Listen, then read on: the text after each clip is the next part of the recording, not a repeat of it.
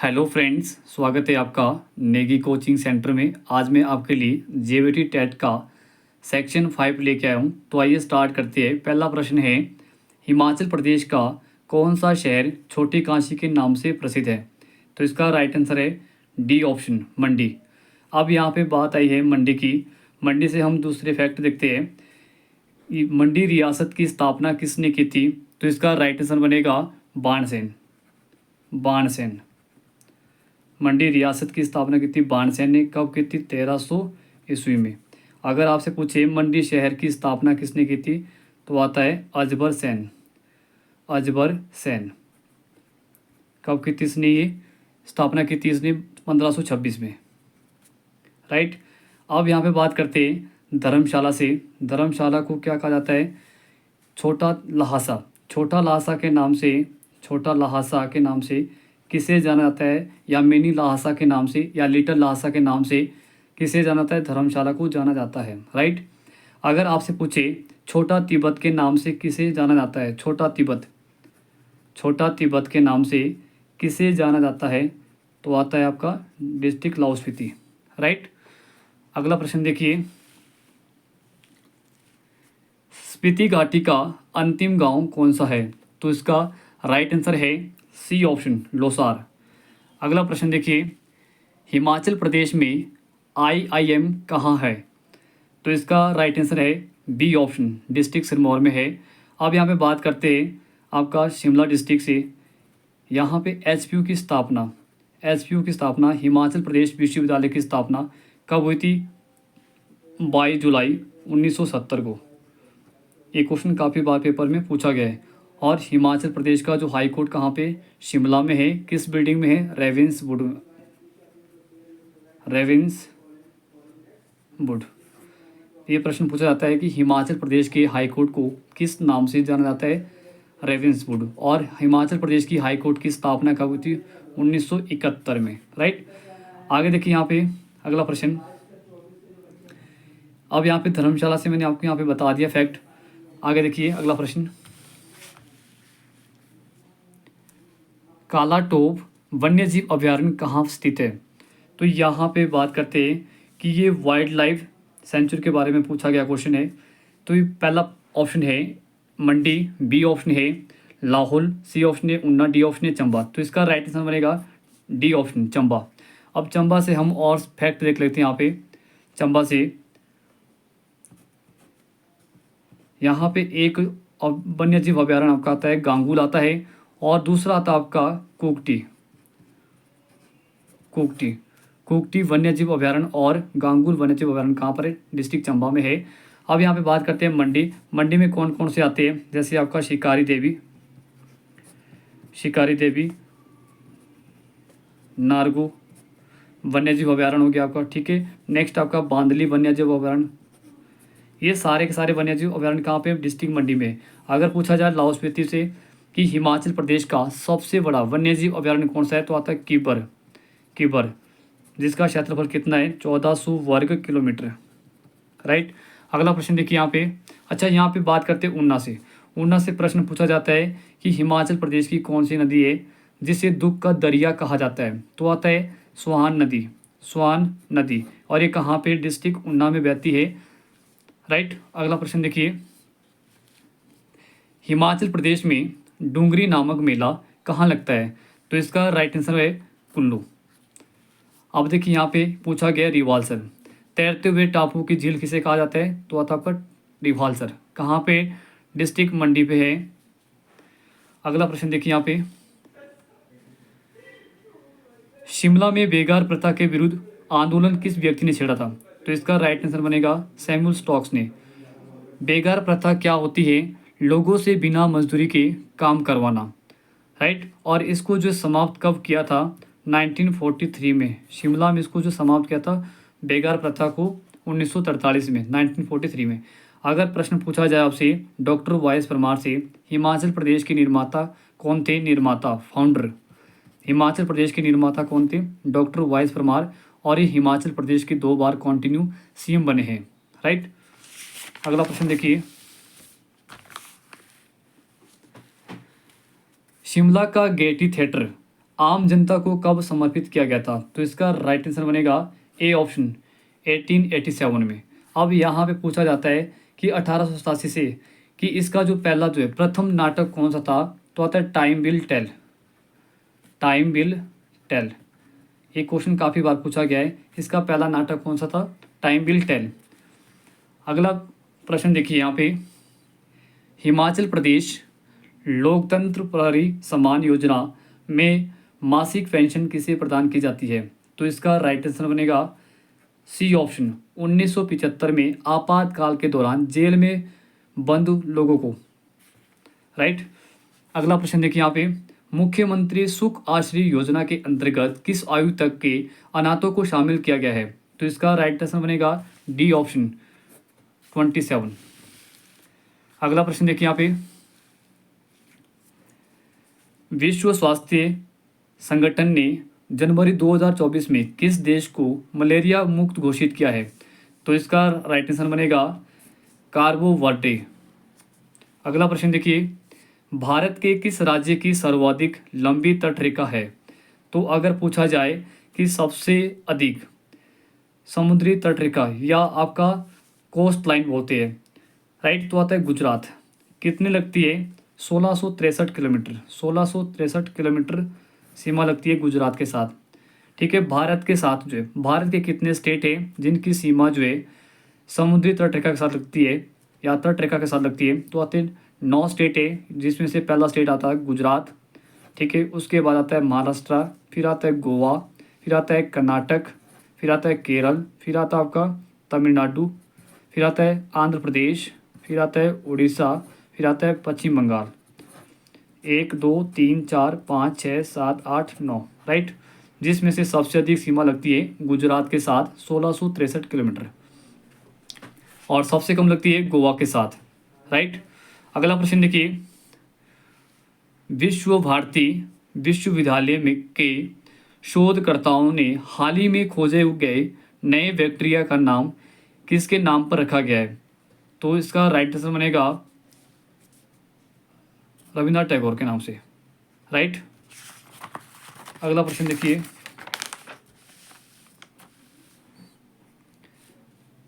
भारत में कितने उच्च न्यायालय है? तो वर्तमान में भारत में जो न्यायालय है वो है आपके 25। राइट, 25 हाई कोर्ट है, जिसमें से जो पहला हाई कोर्ट है वो कौन सा खोला गया था? कलकत्ता, बम्बई और मद्रास। इन तीनों हाई कोर्ट की स्थापना जो है 1862 में की गई थी, जिसमें से देखो ईयर ये आपका सेम है 1862, लेकिन मंथ आगे पीछे है, जिसमें से पहला हाई कोर्ट खोला गया था आपका कलकत्ता में। ठीक है, और वर्तमान में कितने हाई कोर्ट है? 25 है, जिसमें से 25 नंबर का कौन सा आता है? आपका आंध्र प्रदेश के अमरावती में खोला गया है। आंध्र प्रदेश के अमरावती में खोला गया था। कब खोला गया था? 1 जनवरी 2019 में। ये क्वेश्चन एलआईडी में भी पूछा गया था। राइट। अगला प्रश्न देखिए यहाँ पे, महाराष्ट्र की पहली महिला पुलिस महानिदेशक कौन बनी है? तो इसका राइट आंसर बनेगा रश्मि शुक्ला। अगला प्रश्न देखिए यहाँ पे, नंदवंश का अंतिम सम्राट कौन था? नंदवंश का अगर पूछा जाए संस्थापक कौन था तो आता है महापद्मनंद। अगर पूछा जाए नंदवंश का अंतिम सम्राट तो आता है Dhanananda. Right answer B option. अगला प्रश्न देखिए यहाँ पे, मनुष्य के शरीर में टिबिया नामक हड्डी कहाँ पर पाई जाती है? तो इसका राइट आंसर बनेगा टांग में, बी ऑप्शन। अगला प्रश्न देखिए, किस रोग के प्रतिरक्षण हेतु बच्चों को बीसीजी का टीका लगाया जाता है? तो इसका आता है टीबी। Right answer. अगला प्रश्न देखिए, विज्ञान की वह शाखा जिसके अंतर्गत कब को क्या अध्ययन किया जाता है उसे क्या कहते हैं? अगर आपसे पूछा जाए स्टडी ऑफ फंगी, ठीक है, या फंगस, तो आता आपका माइकोलॉजी, सी ऑप्शन। राइट। अगर पूछा जाए जीव जंतुओं के अध्ययन को क्या कहा जाता है तो आता है बायोलॉजी आता है। अगर आपसे पूछे स्टडी ऑफ सेल, कोशिकाओं के अध्ययन को क्या कहा जाता है तो आता है साइटोलॉजी। राइट। अगर पूछा जाए पारिस्थितिकी के अध्ययन को क्या कहा जाता है तो आता है इकोलॉजी। अगला प्रश्न देखिए, अगला प्रश्न है, गैस में कौन सी गैस सर्वाधिक ग्रीन हाउस इफेक्ट करती है? जो सबसे अधिक ग्रीन हाउस इफेक्ट करती है वो आता है आपका D option, carbon dioxide, right. अब यहाँ बात करते हैं कि ओजोन गैस है। ओजोन गैस का जो सूत्र क्या आता है? O3। ओजोन गैस और ओजोन दिवस हम हर साल जो है कब सेलिब्रेट करते हैं? 16 सितंबर को सेलिब्रेट करते हैं। अब आता है ओजोन परत की मोटाई नापने के लिए किसका प्रयोग किया जाता है? डॉप्सन। ओजोन परत को मापने के लिए किसका प्रयोग किया जाता है? डॉप्सन। ओजोन परत को हम क्या कहते हैं? पृथ्वी का सुरक्षा कवच भी कहते हैं। सुरक्षा कवच, पृथ्वी का सुरक्षा कवच भी कहते हैं। क्यों कहते हैं इसको सुरक्षा कवच? क्योंकि सूर्य से आने वाली पराबैंगनी किरणों को ये रोकता है, ये पृथ्वी तक नहीं आने देता है। इसीलिए इसे क्या कहा जाता है? पृथ्वी का सुरक्षा कवच कहा जाता है, राइट। अब यहाँ पे बात आई है मीथेन की। मीथेन का फॉर्मूला क्या होता है? CH4। मीथेन का होता है CH4। अब यहाँ पूछा गया है बी ऑप्शन में जलवाष्प। जलवाष्प क्या कार्य करता है? ये पृथ्वी पर जो है एक कंबल का काम करता है, कंबल ब्लैंकेट का काम करता है। ना तो ये पृथ्वी को अत्यधिक गर्म होने देती है और ना ही ठंडी होने देती है, इसीलिए कंबल का काम करती है, राइट। अगला प्रश्न देखिए, हाल ही में कितने बच्चों को वर्ष 2024 का प्रधानमंत्री राष्ट्रीय बाल पुरस्कार दिया गया है? तो इसका राइट आंसर है 19। अगला प्रश्न देखिए यहाँ पे, वर्ष 2024 में कौन सी लोकसभा का चुनाव हुआ है? तो अभी वर्तमान में हाल ही में 2024 में जो है कौन सा चुनाव हुआ है? 18वीं लोकसभा। ये 18वीं लोकसभा चलेगी आपकी 2024 से लेकर 2029 तक। लोकसभा का कार्यकाल होता है 5 वर्ष, राइट। अगला प्रश्न देखिए, राष्ट्रीय मतदाता दिवस कब मनाया जाता है? राष्ट्रीय मतदाता दिवस हर साल 25 जनवरी को सेलिब्रेट करते हैं, राइट आंसर। और 25 जनवरी को क्या हुआ था? 25 जनवरी 1950 को भारतीय निर्वाचन आयोग की स्थापना हुई थी। भारतीय निर्वाचन इलेक्शन कमीशन, भारतीय निर्वाचन आयोग की स्थापना हुई थी। इसीलिए हर साल 25 जनवरी को हम क्या मनाते हैं? वोटर डे मनाते हैं, जिसको बोलते हैं राष्ट्रीय मतदाता दिवस, राइट। अब देखिए यहाँ पे पूछा गया है 23 दिसंबर। 23 दिसंबर को हम कौन सा दिवस मनाते हैं? किसान दिवस, राष्ट्रीय किसान दिवस, किसान दिवस, राइट। अब देखिए यहाँ पे 29 अगस्त पूछा गया है। 29 अगस्त से हम क्या मनाते हैं? खेल दिवस, खेल दिवस। और 21 के उपलक्ष्य में मनाते हैं मेजर ध्यानचंद, जिसे हॉकी का जादूगर भी कहा जाता है, राइट। अगला प्रश्न देखिए यहाँ पे, डी ऑप्शन देखिए, 14 नवंबर को।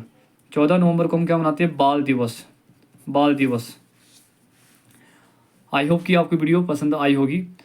अगर आपको वीडियो पसंद आई होगी तो आपने कमेंट करके बताना कि आपको वीडियो कैसी लगी है। अगला प्रश्न देखिए यहाँ पे, ग्रैमी अवार्ड 2024 में किस भारतीय ने एक साथ 3 अवार्ड जीते हैं? तो इसका राइट आंसर बनेगा A ऑप्शन, उस्ताद जाकिर हुसैन। अगला प्रश्न देखिए, कौन सा ग्रह लाल ग्रह के नाम से जाना जाता है? तो इसका राइट आंसर बनेगा बी ऑप्शन, मंगल ग्रह। अब यहाँ पे पूछा गया है शुक्र ग्रह से क्वेश्चन आता है कि सबसे चमकीला ग्रह कौन सा है? तो आता है आपका शुक्र ग्रह आता है। और सबसे गर्म ग्रह भी कौन सा है? तो भी आता है शुक्र आता है। और किस ग्रह को भौर का तारा या सांझ का तारा भी कहा जाता है? भौर का तारा या सांझ का तारा, मॉर्निंग स्टार या इवनिंग स्टार, तो आता है शुक्र ग्रह को कहा जाता है। हमारे सोलर सिस्टम का सबसे बड़ा प्लेनेट कौन सा है? बृहस्पति है, जुपिटर है। और सबसे बड़ा कौन सा है? बुध है, इसको बोलते हैं आपका मरकरी, राइट। आगे देखिए, इसके बाद अगला प्रश्न देखिए,